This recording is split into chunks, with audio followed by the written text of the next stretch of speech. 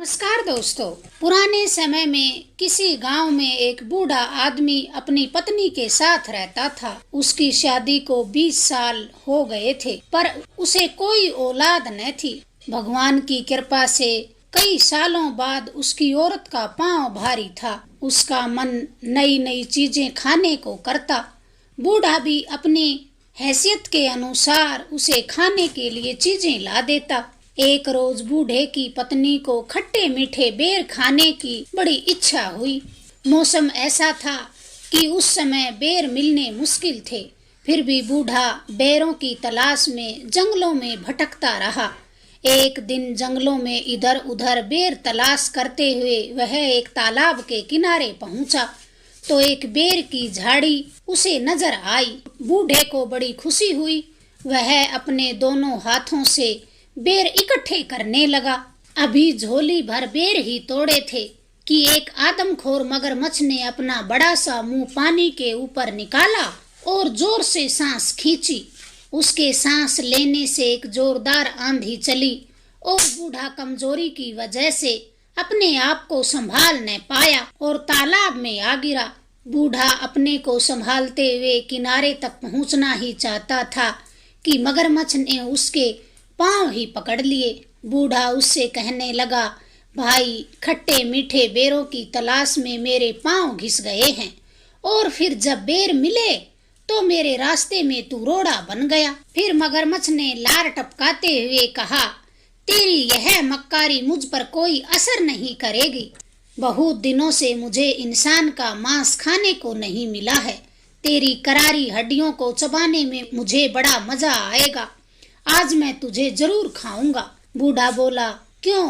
मुझे तू क्यों खाएगा? ऐसा मैंने क्या कर दिया है? मगरमच्छ ने कहा, क्योंकि तूने मुझसे बगैर मेरी इजाजत के मेरे बेर लिए हैं। बूढ़ा कहने लगा, भाई, मैं यह बेर बड़ी मजबूरी में ले रहा हूँ। मेरी पत्नी की हालत कुछ ऐसी है। मैं और मेरी पत्नी अब और ज्यादा इंतजार नहीं कर सकते। बूढ़े की बात सुनकर अब मगरमच्छ सब कुछ समझ गया और बोला, ओह, अगर यह बात है तो मैं तुझे नहीं खाऊंगा। तू अपनी राह ले, लेकिन मेरी एक शर्त है। बूढ़े ने फिर पूछा, वह क्या शर्त है आप? मगरमच्छ बोला, अगर लड़का होगा तो तेरा और अगर तुझे लड़की हुई तो वह मेरी। बूढ़ा मंजूर है कहकर बेरों की झोली संभालते हुए वहां से चला गया। वह अपने दिल में सोचने लगा, मगरमच्छ उसे फिर कहाँ मिलेगा? अगर उसके यहाँ लड़का पैदा हुआ तो कोई परेशानी की बात ही नहीं। बूढ़ा अपनी पत्नी की देख रेख में कोई कमी नहीं रहने देता। कुछ दिनों बाद ही बूढ़े के घर में एक खूबसूरत और सुंदर लड़की पैदा हुई। बच्ची को देखकर बूढ़े को मगरमच्छ की बात याद आई और वह अंदर ही अंदर कांप उठा। लड़की का रंग गुलाब के फूल की तरह था। उसकी आंखें हीरों की तरह चमकदार थी। वह परियों की तरह बड़ी सुंदर और मासूम थी। ऐसी सुंदर लड़की मगरमच्छ के पेट में जाए, यह सोचकर बूढ़ा दुख से कांपने लगा। उसने सोचा कि अब वह कभी तालाब के किनारे नहीं जाएगा। अब बारिश का मौसम आ गया था। नदी में बाढ़ आई। मगरमच्छ पानी में बहकर तालाब से निकलकर खेतों में आ पहुंचा। अब उसे आसानी से शिकार मिलने लगा। एक दिन बूढ़ा खेत से सब्जी तोड़कर ला रहा था तो रास्ते में मगरमच्छ ने उससे रोककर वही सवाल किया, क्यों बे बूढ़े, मुझसे छुपता क्यों है? तुम मुझसे छुपकर कहाँ तक भागेगा? सीधी तरह बता कि तेरे यहाँ लड़की हुई या लड़का?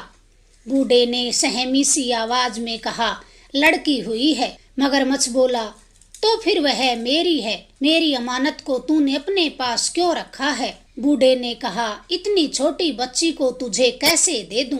मगरमच्छ बोला, 14 साल पहले तूने मुझसे वादा किया था। क्या वह अब भी बच्ची है? तू बाप की नजर से देखता है। वह अगर बूढ़ी भी हो जाएगी तब भी वह बच्ची ही रहेगी। तू मुझे अब और बेवकूफ नहीं बना सकता। मैं तुझे चैन से नहीं रहने दूंगा। अगर तूने लड़की को कल ही लाकर मुझे नहीं दिया तो मैं तुम तीनों को एक एक करके खत्म कर दूंगा। बूढ़े ने फिर सवाल किया, वह मेरी बेटी है, अपना खून तुझे मैं कैसे दे सकता हूँ? लोग क्या कहेंगे मुझे। मगरमच्छ ने गुस्से में चिल्लाकर कहा, लोग क्या कहेंगे वह मैं नहीं जानता, तू क्या कहता है, वादा करके मुकर रहा है। बूढ़े ने फिर कहा, नहीं नहीं, यह बात नहीं, मैं चाहता हूँ कि मेरी बेटी को इस बात का पता न चले। और इतना कहते कहते फिर बूढ़ा रुक गया।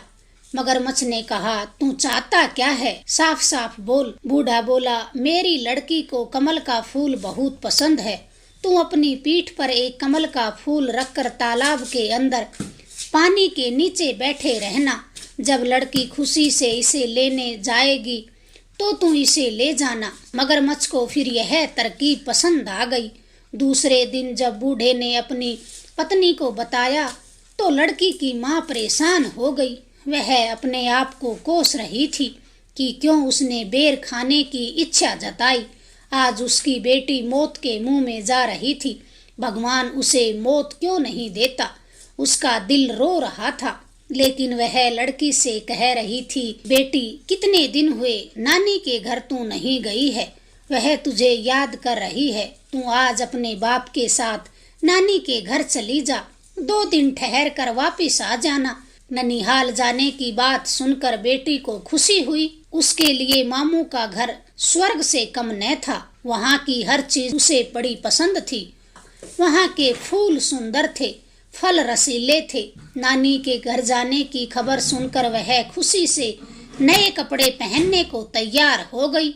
बूढ़ा उसे लेकर जंगल और नाला पार करता हुआ उसी तालाब के किनारे पहुंचा और बेटी को तालाब के किनारे बैठा कर बोला, बेटी तू यहाँ बैठी रह, मैं अभी आया। बूढ़ा चला गया लेकिन वापिस नहीं आया। उधर बेटी को तालाब के अंदर एक सुंदर कमल का फूल नजर आया। वह सोचने लगी कि इतना खूबसूरत कमल तालाब के बिल्कुल किनारे खिला है, लेकिन उसे अभी तक किसी ने हाथ नहीं लगाया। हो सकता है किसी की नजर उस पर न पड़ी हो। बूढ़े की बेटी धीरे धीरे पानी के अंदर गई। कमल के फूल की तरफ हाथ बढ़ाते ही कमल थोड़ा आगे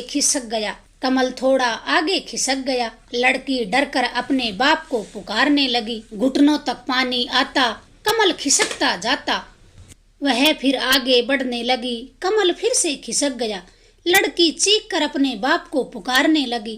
पानी फिर छाती तक आन पहुंचा, कमल और आगे खिसक जाता। बाप वहां होता तो जवाब देता। उसे डर लग रहा था। वह सोच रही थी कि वापस चली जाए। उसी वक्त बड़ी बड़ी लाल आंखों वाला मगरमच्छ मुंह खोले पानी की सतह पर दिखाई दिया। बूढ़े की बेटी मगरमच्छ को सामने देखकर घबरा गई और वह जोर जोर से चीखने लगी, लेकिन उसकी चीख जंगल में गूंज रही थी। पर उसका बाप वापिस न आया। मगरमच्छ उसको अपने बड़े बड़े पंजों में पकड़कर तालाब के दूसरे किनारे गुफा में ले गया और वहां लड़की को छोड़कर वापिस आ गया। लड़की की मासूमियत और खूबसूरती को देखकर उसने खाने का इरादा उसी वक्त छोड़ दिया।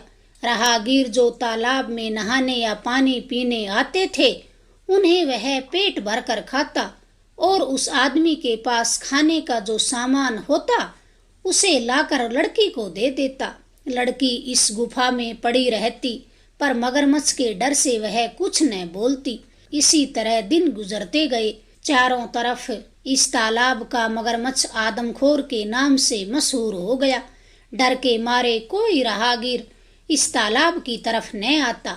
मगरमच्छ भूख से बेकरार होने लगा।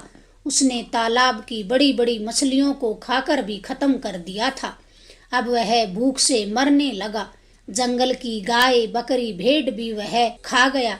अब उसके डर से वहां कोई जानवर भी न आता। जब उसे जोर की भूख सताने लगी तो वह बूढ़े की बेटी के करीब आकर उसे अपनी लाल और ललचाई आंखों से घूरने लगा।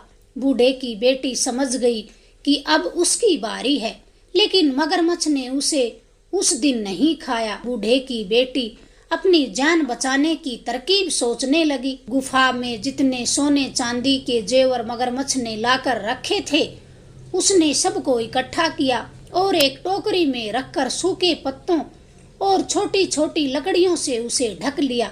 फिर अपने शरीर पर कीचड़ लेप कर अपनी सूरत एक अंधी बुढ़िया जैसी बना ली और टोकरी कमर पर लाद कर लाठी टेकते टेकते जाने लगी।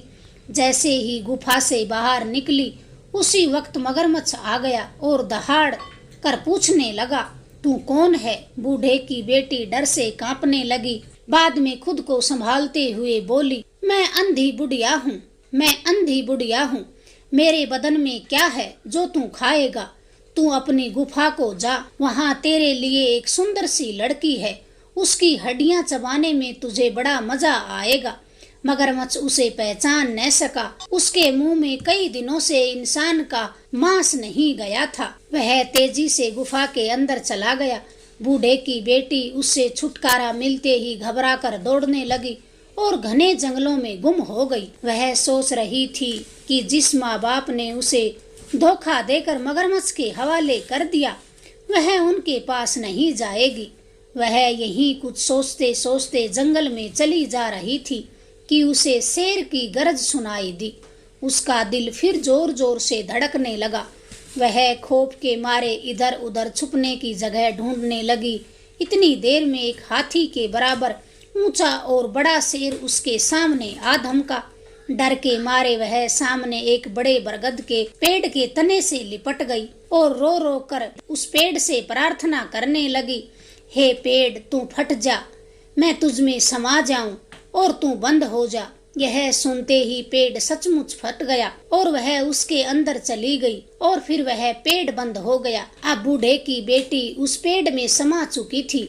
एक दिन फिर एक राजकुमार शिकार करने के लिए उसी जंगल में आया। वह एक दातुन के लिए उसी पेड़ की टहनी को काटने लगा तो फिर उसके कानों में ये आवाज आई, राजकुमार, धीरे काट, कहीं मेरी आंख फूट न जाए, मेरी नाक न कट जाए, मेरा हाथ न टूट जाए।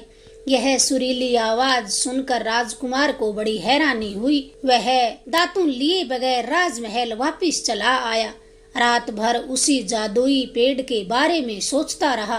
राजमहल में राजकुमार की शादी की तैयारियां चल रही थी। ज्योतिषी और पुरोहित राजकुमार को समझा रहे थे, लेकिन राजकुमार की बस एक ही जिद थी कि वह उस पेड़ से शादी करेगा। अगर उसकी शादी उस पेड़ से नहीं हुई तो वह अपनी जान दे देगा। राजकुमार राजा का एक ही बेटा था। उसकी नज़र में शादी की अहमियत बेटे की जिंदगी से कम ही थी, इसलिए राजकुमार की इच्छा पूरी की गई। उसी पेड़ के साथ राजकुमार की शादी की रस्म अदा की गई। राजकुमार ने उस पेड़ को वहां से उखाड़कर अपने महल के बाग में लगवा दिया। अब बूढ़े की बेटी रात हुई तो पेड़ से निकली और महल के अंदर जाकर सब काम पूरे करती। सुबह होते ही वापस पेड़ के अंदर चली जाती। एक रोज राजकुमार ने छुपकर बूढ़े की बेटी को ये सब काम करते हुए देखा। दूसरे दिन जब बूढ़े की बेटी पेड़ से निकलकर महल के अंदर गई तो राजकुमार ने उस पेड़ को आग लगाकर जला दिया। बूढ़े की बेटी दौड़ती हुई आई और बोली, ये तुमने क्या किया? इस पर राजकुमार ने कहा, इतना बड़ा महल है, तुम इसमें रह सकती हो, इस खूबसूरत बाग में घूम सकती हो, बेवजह ही इस पेड़ के अंधेरे में क्यों सड़ती रहती हो? और मैं तुमसे इतना प्रेम करता हूँ, मैंने तुम्हें अपनी रानी बना लिया है, अब मैं तुम्हारे बिना जी नहीं सकूंगा। लड़की तो सिर्फ प्रेम की भूखी थी। लड़की को लगा कि जैसे सारे जहां की खुशी उसे मिल गई। अब उस दिन के बाद दोनों राजमहल में खुशी खुशी रहने लगे। अगर आपको ये कहानी पसंद आई, प्लीज हमारे चैनल को लाइक करें, शेयर करें, सब्सक्राइब करें। धन्यवाद दोस्तों।